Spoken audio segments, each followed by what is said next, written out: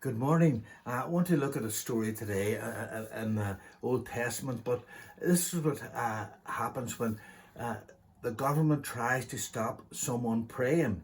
Now, this recently happened again in the UK, where they arrested, I believe, a lady because she was praying silently, and she got before a magistrate, and it was very good that she got acquitted. Well, actually, in the Bible here, it talks about a situation like it's exactly the same, where a person was arrested and accused of praying publicly. So we'll look at this story, and it's in Daniel chapter 6. It's a very familiar story, you probably know it, but the thoughts today went through my head about, a government trying to stop people praying. So we'll start the story here at 11, verse 11. To recap before that, what it was is that Daniel was a very good governor at working. There was envy against Daniel, the rest of the governors, because he was so good at his job, and there's a rumor went around that he was going to get promoted over the whole lot of them. So they devised a way: how are we going to get rid of Daniel? We need to get rid of this man because he's going to be over the whole lot of us. And so what they done, they watched him, of course, and they couldn't find anything wrong with him because he was trustworthy, he was reliant, he was honest, he'd done his job very well. That's probably why he was getting promotion. So what they done, they cleverly got the guy, and he says, we'll ask the king to write out a law that if anyone prays for the next 30 days or so, we will stop. He will be put to death. He'll be brought to court and he'll be brought to death, and we'll make it the law. It's not interesting, isn't it? So we'll start here at verse 11. So they done this, and guess what Daniel done? Daniel went to his upper room as usual, opened the window, looked towards Jerusalem, and would pray 3 times a day. Didn't care. He prayed publicly. And of course he got arrested. So we'll jump in at the story at verse 11. And it says, these men went as a group and found Daniel and petitioning and imploring his God. So they approached the king and asked about his edict. And didn't you sign an edict that for 30 days any man who petitions any god or man except the king will be thrown into the lion's den? And the king answered, as the law in the Medes and Persians order stands, and it can't be, it's irrevocable. So it just shows you, even the king had to obey the law and had to finish it, run it out. Then they replied to the king, Daniel, one of your Judeans exiles has ignored you, and the king and the edict you signed, for he prays 3 times a day. And as soon as the king heard this, he was very displeased, and he set his mind to rescue Daniel and made every effort until sundown to deliver him. He thought Daniel was a bee's knees. He thought he was a brilliant man, and he loved Daniel, he cared for Daniel, but he was trapped within his own law that he had written. And these men went to the king and said, as you know, it's the law of the Medes and Persians that no edict or ordinance of the king can establish or be changed. So, results. So the king gave the order and brought Daniel and threw him into the lion's den. And the king said to Daniel, may your God whom you serve continually rescue you. A stone was brought and placed over the mouth of the den, and the king sealed it with his signet ring and with the signet rings of his nobles. I bet you they loved that.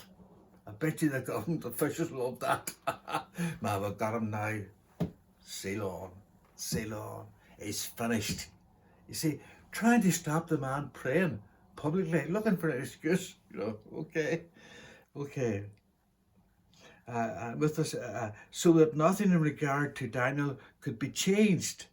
And the king went to his palace and spent the night fasting, and nothing would settle the king, and it brought him, and he could not sleep.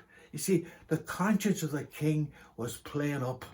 And this is a lovely thing, what God can do. God can stir the old conscience, and people, they go and do wrong, but they don't get away with it. There's more than one way to skin a cat, if you know what I mean. Pun about the lions. So look, at first light of dawn, the king got up and hurried to the lion's den, and he reached the den and he cried out in anguish to Daniel. He thought he was gone. But he says, look, Daniel, servant of the living God. The king said, has your God, whom you serve continually, been able to rescue you from the lions? And Daniel spoke to the king, aye, I'm okay. May the king live forever. My God sent his angels and shut the lion's mouth, and they haven't hurt me. Like we pussycats. He was probably petting them all night, right? They haven't hurt me, and I was found innocent before him. Also, I have not committed a crime against you, my king. Wow. And the king was overjoyed. Oh boy, was he glad, and gave the order to take Daniel out of the den. See, the law was fulfilled. He could get him out now.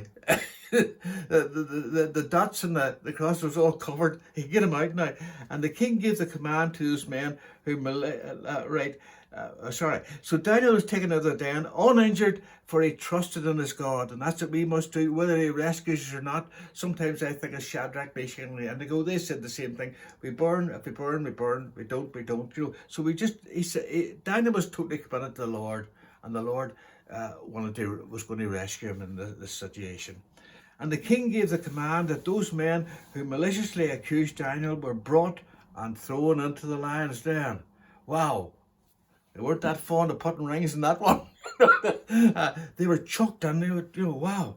And they brought and thrown into the lion's den, and they brought their children and their wives, and they did not reach the bottom of the den before the lions overpowered them and crushed all their bones. Wow. Scary, isn't it?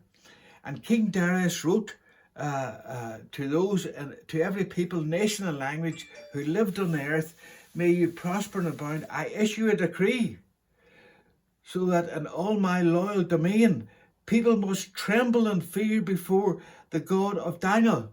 How about that? Reversed completely. And I love this wee bit here, where the King Darius turns around and says something. I believe, it was on the influence of God, what he said here. It says, for he is the living God. He endures forever. His kingdom will never be destroyed. His dominion has no end. He rescues and delivers. He performs signs and wonders in the heavens and in the earth.